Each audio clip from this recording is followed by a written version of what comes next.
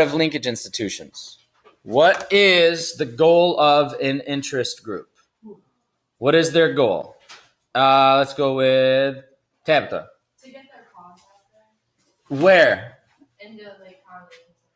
To get their cause awareness, their cause out there, raise awareness to see a change happen. Congress, Supreme Court, government, whatever, they want to see the change happen. So what really do they do? This is it right there. They are responsible for trying to promote their cause, their agenda. And in doing so, they have multiple avenues to do it. And we'll focus on those and multiple methods. Now, parties, political parties, the distinction. What is the goal of a political party? Jake. Political parties would get someone into office that supports their ideas. Get someone in office who supports their ideas. And we're talking like a platform. I mean, political parties have to have a full comprehensive platform. They run people for elections. Interest groups don't. They might support somebody. They might give money. They might tell you who to endorse, that type of thing. But the NRA never runs a candidate. They have a specific cause they focus on, and they might support a candidate who supports them. And this is what we were talking about with lobbyists. Now, interest group is a broader term than lobbyists. Lobbyists is a specific part of an interest group. But they're the specialists. They know the most about it. So for the NRA, National Rifle Association, they for sure know a lot about the Second Amendment, and not just like what the language is, but they know a lot about the people who wrote the Second Amendment and what they meant. They know a lot about guns. They know a lot about gun statistics, crime statistics related to guns. They are the specialists in those areas. The people in office or the parties in general, they have so many topics that they're supposed to know a little bit about that they're just kind of generalists. So they seek out information from the interest groups. And as we kind of look at the breakdowns, we have kind of different levels. First, just kind of general types, and then we'll look a little bit more specific in how you can break them down. But these are two of the biggest bubbles, okay? Institutional and membership. The institutional interest groups deal with you or a worker or a person as a part of something bigger, and it's just kind of a loose organization for their business, their profession, something like that. Institutional. Can anyone give me an example of an institutional interest group? You had a whole list of them on there. Most of the ones that you picked were actually membership, so it might be a little bit harder for you to come up with. Think you got one? Well, never mind. I was thinking like labor unions, but like. Eamon, what'd you pick? UAW. UAW would be one. The labor union there. But then also like business firms. I don't think anybody picked the Chamber of Commerce. Or you read about that one? Another one could be something like the American Medical Association, the Dental Association, the American Bar Association. Those are groups that represent an overall business, people in their business, whatever, or in that case, the labor unions, the workers. Membership are the ones that we tend to hear a little bit more about. They are like more like specific issues, and you're joining because you want to promote that. So that's where the NRA comes up. That's where pro-life and pro-choice groups come up. Those are more membership ones than institutional. So you have a list, and then just kind of some general ones. It's really kind of a weird collection of interest groups. And I talked to you about this yesterday. In your article, it talks about it. Why do interest groups form? Because somebody, what?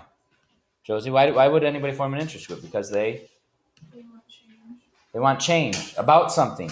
People want change about a lot of somethings. There are thousands of interest groups. And for everyone that exists on one side, there's going to be one in opposition. And the 5 Myths article that you read through, there are interest groups and lobbyists for things you've never even thought of, that I've never even thought of. And they focus on that topic, and you wouldn't think that it would really matter, but for them, it's a pretty big deal. So just some examples of interest group. Sierra Club. Who did the Sierra Club in here? You did, right? What is their focus? What do they try? What's their interest? The environment. So is that an institutional or a membership interest group? Damien?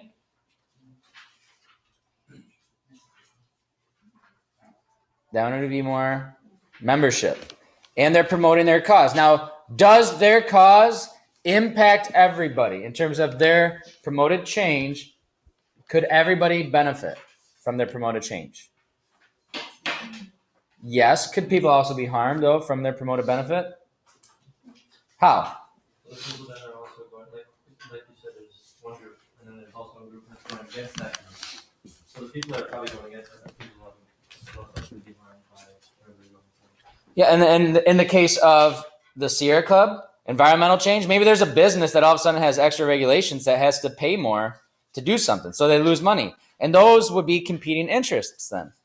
The UAW, labor union, that's one of the biggest connections to the Democratic Party.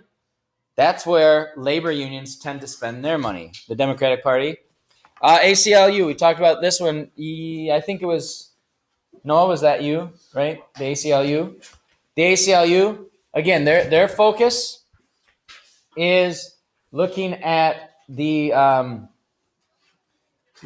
Constitution and people upholding the Constitution. So this is kind of looking at the graphic of the Homeland Security and the way that the First Amendment is interpreted by our country.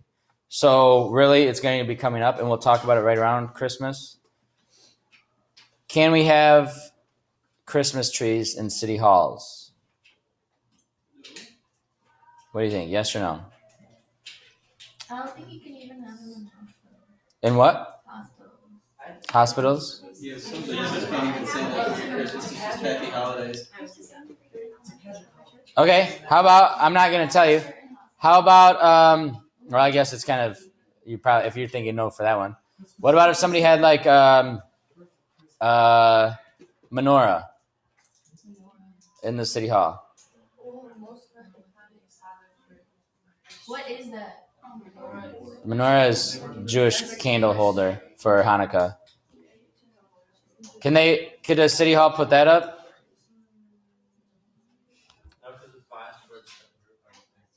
Okay. All right. Well, anyway, the ACLU focuses on that. That's kind of removed from what our focus is right now. But the ACLU, they try to address those situations when they feel like someone's rights based on the amendments have been violated. AARP, old people. Now, we said this. Why do... They are. Why do retired people, is that better? Why do retired people join the AARP? Discounts, the benefits that they get out of it. So they join for the material part of it. So you have that. The NAACP, now this is probably one of the biggest with the examples of like how I was referring to people benefiting from the Sierra Club. The NAACP, the National Association for the Advancement of Colored People. Do people benefit from what they do if they don't belong to the group? So in other words, if they're talking about the National Association for the Advancement of Colored People, do colored people benefit from what they do even if they don't belong to the group?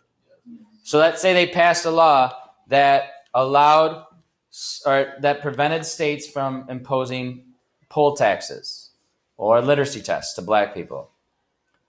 It's not like when they get to the polling booth, they would say, all right, are you a member of the NAACP? Oh, you're not? Well, then you actually still have to pay the tax. That's not how interest groups operate, or with our form of government, how they could operate. So that does create a little bit of a problem. But why do people join the NAACP? Compare that to the AARP. Why do people join the NAACP? They want to make the change. They want to see the change in the country. Okay, so just very quickly looking at like the growth, right? We've talked a little bit about the growth. So pluralism, elitism, hyperpluralism, that's back to the beginning of the year in terms of who holds power in a situation. So who holds power in a situation? Well, in terms of interest groups, who holds power? Pluralism means what? In terms of who holds power? Chase?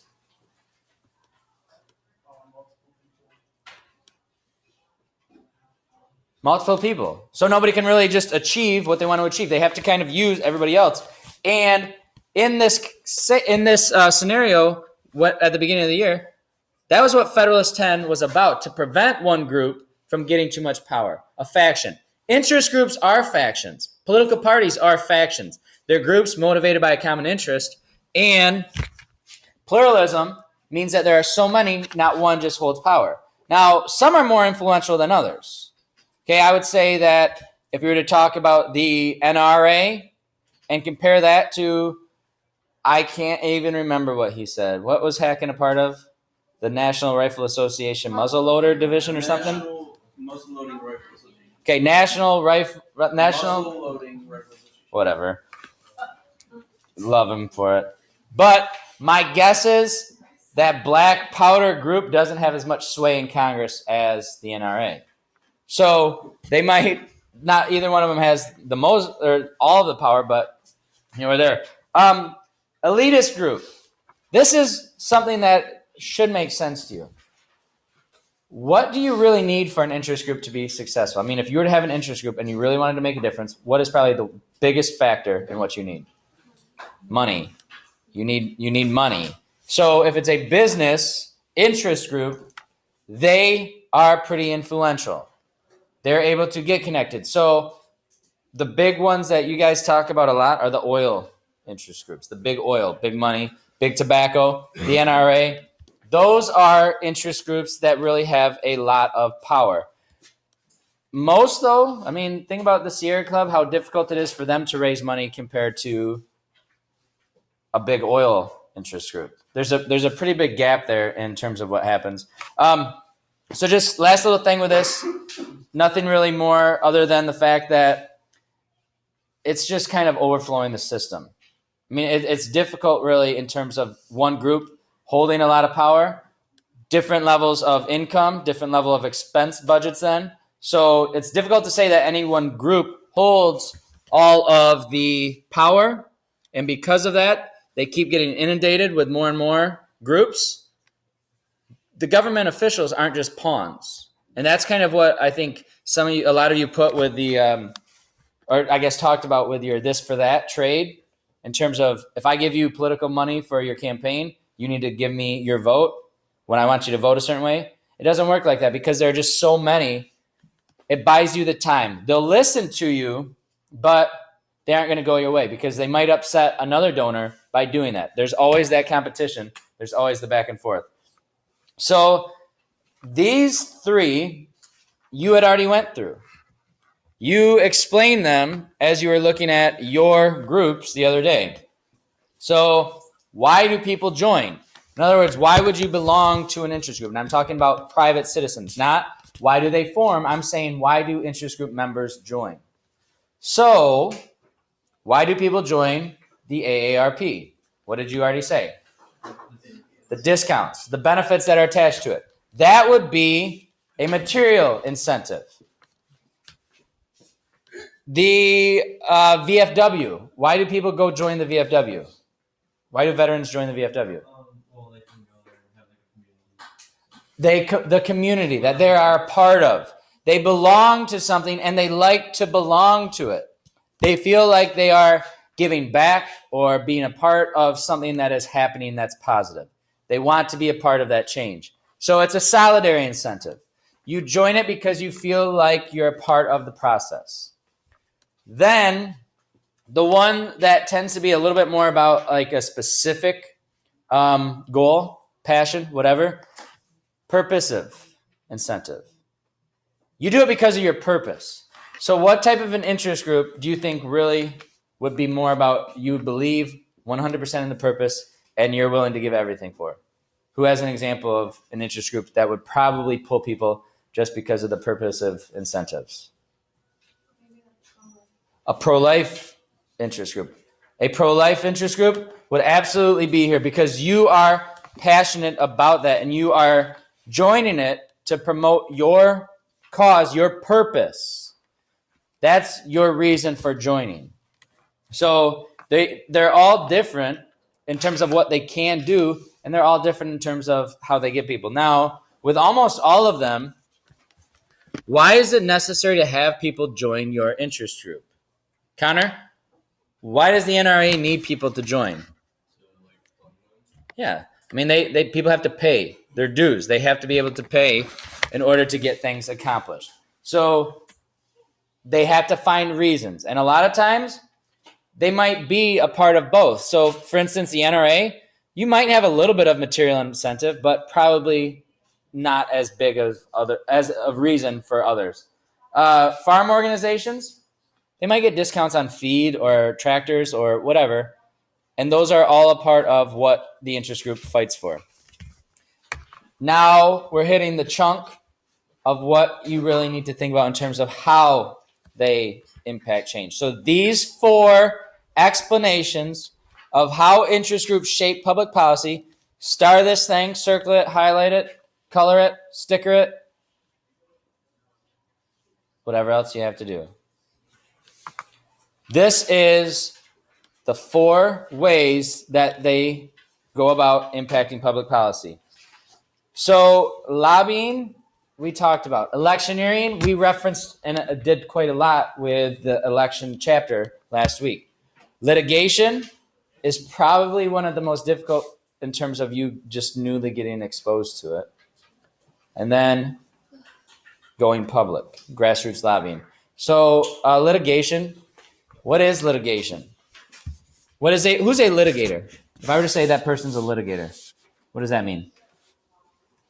And this is why it's a little bit difficult for you to make the connection, just because it's a little bit of a new word. So what is litigation?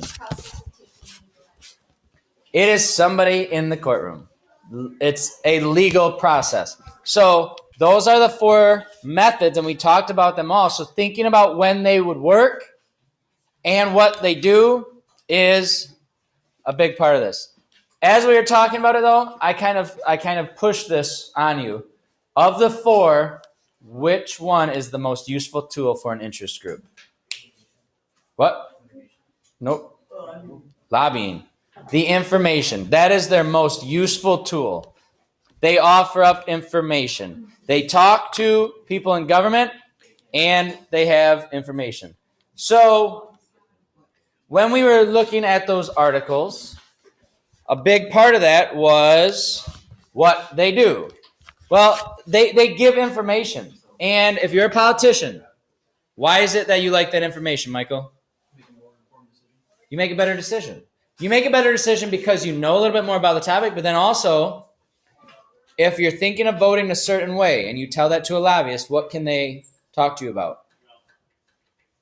Not just the decision you make and being more educated on it, but if you vote some way, what could they tell you? Give you more money. Give you that's not no bribes. What? What stuff could happen because of it? What the fallout is going to be. Are you going to be liked? Are you going to be disliked? Who else is going to be harmed by it? Who's going to be hurt by it? And they seek those out. And as you're reading this article, the Washington's Once and Future Lobby, one of the first things that you're asked to focus on is why do they spend so much money on a lobbyist? That would be more related to what they could do. Why are so many people lobbyists? What do they get out of it? Thank you. So,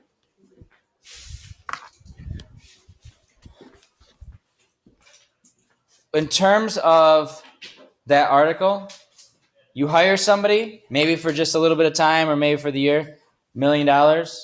What do they bring you? And that is how lobbyists kind of get like this wealthy fat cat name. What are they able to do for you that brings that amount of money back into your business? Okay, so this is number 1 for what they do. Now, let's say it's the Sierra Club. Okay, if you join the Sierra Club, why do you join the Sierra Club? Olivia, why would you join the Sierra Club? And if you are a lobbyist for the Sierra Club, why would you do that? You probably care about the environment. You want to make it better. But you also are really informed about the environment and how you can make it a better place. So there's a little bit of a difference between the members and then the leaders in an interest group. And a lobbyist is a little bit more of a leader in the interest group as opposed to just a member. Okay, so now when we're looking at the next one, electioneering, what do you think electioneering means? You're engineering what? The election. Nice. I know. You're engineering the election for your benefit because something that you could do in order to gain influence in government is get somebody elected who supports you. So as you were looking at those numbers the other day, what did they represent for your interest group? Ben, what did those numbers represent? Like some people had like 90s, and I think there was one that was a 0 for all the Republicans and 100 for all the Democrats. What do those numbers represent? No, not the turnout. How the candidate use that organization, how much they support it.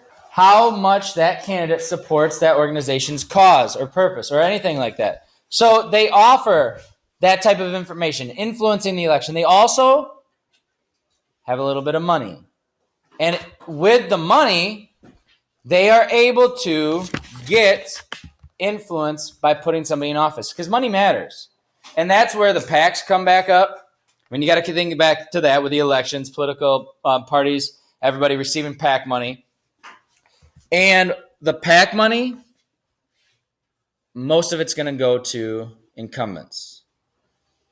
They're going to be rich. They're going to be able to influence the election more, and they're just going to maintain their seat without really much of a challenge, and it's pretty straightforward for them. Now, when we talked about the whole this for that thing, donating money doesn't get you the vote. What does donating money actually get you? You're able to talk to them. And this is mainly about senators and reps, right? But think how many people surround President Obama right now. Not how many people surround Joe Biden as well. There are so many people that lobbyists can go talk to. It doesn't have to be the person who makes the decision, because the chief of staff talks to the president on a daily basis. Probably has more influence on what President Obama does than anybody else, including Joe Biden. Well, especially Joe Biden, because he doesn't really have any influence on him. But so do representatives. So do senators. They have staff members that influence them. And then on the next slide, the next option, litigation, members of the Supreme Court also have staff members. So all of these pieces, all of these different roles have more opportunities for interest groups and lobbyists to be clients of the positions. So just because you're not paying for, let's say, the staffer of Representative Ryan, Paul Ryan, you get Paul Ryan in office, and now you have maybe 10 other people who are connected to him that you know about, that you've spent money on their campaign, essentially. So that is an even bigger role than just one person you're giving money towards. It's many, many more entry points for you. So this should show you a little bit about where people favor in terms of PAC donations, what the interest groups favor. So looking at this, labor unions, where do labor unions spend most of their money? What candidate? A Democrat. Labor unions, plumbers unions, what's the other one I can't think of what I'm trying to say. Obviously the UAW, but they spend a lot of money on Democrats. Businesses, a little bit more on the Republicans. And that should kind of align with ideologies. You know, we talked about ideologies and labor unions. What are the different positions for Democrats and Republicans? Same thing with business regulations. And so that really should kind of fit. Ideological, well, I mean, that's pretty split because there are ideologies over here and ideologies over here. So it should be a little bit more split. And it kind of depends on what the purpose is when you talk about like the other groups. While it looks like it's a lot, you're only down here with very little in terms of the percentage. The business lobbies are very well paid for. They have the biggest influence and they donate the most money. Okay, we only have two more related to how litigation is where we're at now. And with litigation, what is it, Aaliyah? It's illegal. You said judges, people that make legal decisions. People that make legal decisions. So the NAACP was very good at this. They went to court. They sued people. They sued states because they prevented African Americans from doing something. This right here, litigation, when a Supreme Court, and I'm not talking justice, but when a Supreme Court, or the Supreme Court, I guess, makes a ruling, that is now a policy. So trying to implement change in the courts is changing government policy. So last summer, this was very, very big. Interest groups really focused on litigation. It started a little bit before last summer, I guess, but what happened last summer, not before you were all juniors, but before you were all sophomores, what was the big Supreme Court ruling over the summer? Gay marriage. Because they were not successful at changing the law by voting on a bill, by maybe even an amendment, however you want to look at that. They weren't successful at that. So instead, what they did is a lot of pro-LGBT groups, not even necessarily gay marriage groups, started to support couples suing the state saying they were violating their constitutional rights. So then because of that, it starts to work its way up, okay? So like Michigan said that it was wrong to deny homosexual couples. Then the governor appealed it, went to the district, and there are three other states in our circuit, that had similar rulings, went up there. Our district was a part of, or our state was a part of the circuit that said gay marriage bans were okay. Then there were three other circuits around the country that said no, gay marriage bans aren't. So then you have a problem because half the country is on a different policy. So then it keeps going up. And at all of those points, at Detroit, where it started, and in wherever it was in Kentucky, I don't know where that city was, and then Utah had one, and then Oklahoma had one. All of those different stop points on the way up to the Supreme Court allowed these to happen. Amicus curiae briefs, and this is legal phrases have a lot of Latin words. Amicus curiae, that means friend of the court. So what tends to happen with a Supreme Court justice? If I'm making a ruling on, let's say I suspended Charles because I thought he was inappropriate with his photoshopping yesterday. Free Charles. And he thinks it's a violation of his First Amendment rights. So we go to court over it.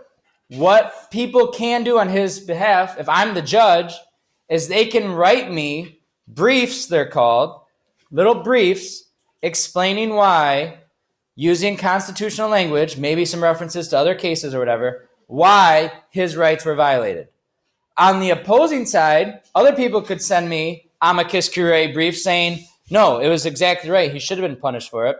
Here are similar cases where the rulings show that you did not violate his free speech. Those are friend of the court briefs.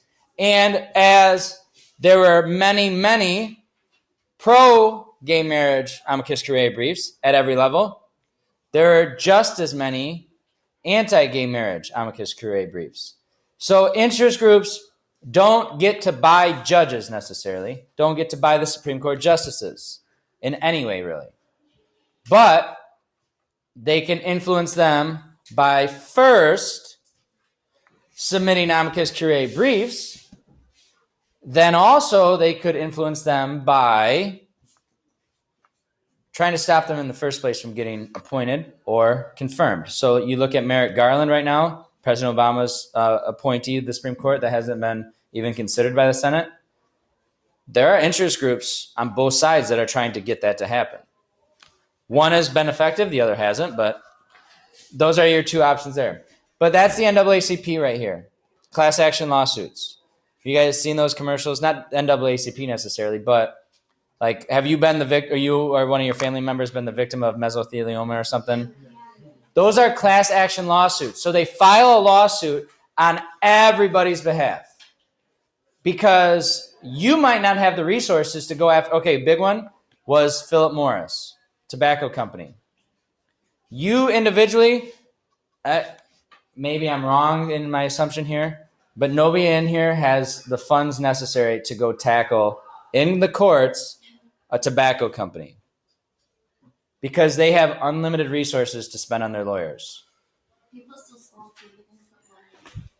What? I said people still smoke and still don't. And it's kind of interesting, like, you know all those anti-tobacco ads that you see? Most of them are paid for by the tobacco companies because that was a part of their lawsuit, that they had to spend money, so much money on awareness and prevention, but still there. Are the ones that buy the cats paid for by the tobacco companies? The cats. Have you not seen the one with the cats in it? Are the cats smoking? No, it's just like, you know, smoking kills cats too. Oh, gotta care about the cats. I don't like cats. Not that I want them to die from secondhand smoke. This generation can make Put your minds at ease, there is a dog one too. Okay, better. All right, last one, and I think we'll call it good for the day. Hey, back up here. Sorry to bring up the ads about cats and dogs smoking. They have addiction problems too. You know what? Last option. Okay, you have to think about when they would all work. Think about when they would all work. So when would this one work? Grassroots lobbying is solely based on emotion. Get people fired up enough or upset enough or excited enough to go do something about it. In other words, go talk to their mayor, go talk to their representative, send a letter to their senator, go complain, go sit in on a representative session. Did you know that you can go to the Capitol? It's a little bit harder in DC because so many people go just as a tourist destination. But you can go to the Capitol building, our Capitol building, and just walk up and sit. You can't enter the floor unless you are a rep or a senator. But you can just go sit up in the balcony and watch every session. People do it, and interest groups do it. The lobbyists at Lansing, if they're talking about a bill, they really want to be as close as they can, so they'll go out there and they'll try to watch it. And it's pretty interesting. That group I told you about, like at the first week of the year, Youth in Government, it's pretty cool to be there when they leave, when the reps leave. And I'm sure it's worse in DC, but you're in the Capitol and there are like 100 people waiting for the senators to walk out and the reps to walk out. It's just like a horde waiting for them. And it's not like a fan club. It's lobbyists and their staffers, and they're there to start talking. So it's kind of an interesting thing. But they use emotion. And the whole purpose is, think about, you said like the purpose of incentives. It tends to hit this one more. You fully believe in your purpose. So pro-life was the example. They would try to get enough people focusing on pro-life issues to make it their focus all of a sudden. Whether they're part of the interest group or not, they want it to be their focus as well. So what they would do is maybe put out a lot of ads, pro-life ads. Maybe hold rallies. Maybe hold just parades, marches, whatever. And in doing so, maybe they can get an additional 50 people to call the representative and try to say, hey, can you start to think about this issue a little bit more? It's probably the direction that you want to go. I just went to a rally. We were super motivated, and this is what should happen. So the more pressure that they can create on a representative in their favor is a good thing. Because then they feel like if they vote against them, in terms of like a law or a bill, what's going to happen the next November? They're going to feel like they'll be kicked out of office. So when they create that pressure, that motivation, then all of a sudden they feel like, I'm saying a representative or a senator, feels like they have to go the direction that this interest group has created all of this movement, all of this emotion about. So that works on the big issues, the very, I guess, ideological, single narrow focus issues where they're able to really get people motivated, and it would have to be a huge impact. Everybody would have to be connected to it. If it's just like a small thing, probably what you're going to have to do, if it's a small thing, is coming back, lobbyists. Information. That's probably your best key there. And then if it doesn't work anywhere else, this is where you get to go. Friend of the court, amicus curiae. Get the movement going in the court, trying to stick to your constitution. Okay, we're going to stop for the day.